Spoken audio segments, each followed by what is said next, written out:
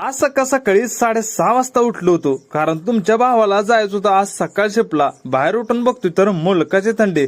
ह्या थंडीत चांगलं अंग कडकडायला लागलं होतं, म्हणून तुमच्या भावानं पहिल्यांदा गरम गरम पाण्यानं मस्त अशी आंघोळी करून घेतली. आंघोळी झाल्यानंतर चहा पण गरम होता, म्हणून चहा आणि खारी पावावरती लागलाच ताव मारून घेतला. ताव मारून झाल्यानंतर काल रात्री आपल्या BMW मधलं त्याला संपलं होतं.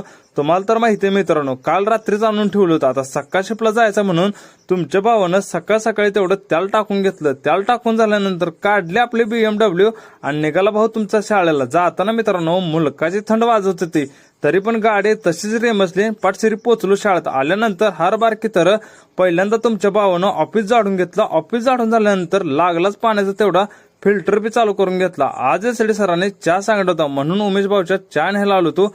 चहाचं थर्मास घेतलं तुमच्या भावानं दोन्ही पायात आणि निघाला शाळेकडे. आल्यानंतर आज संविधान दिन साजरा करायचा होता, तेवढा साजरा करून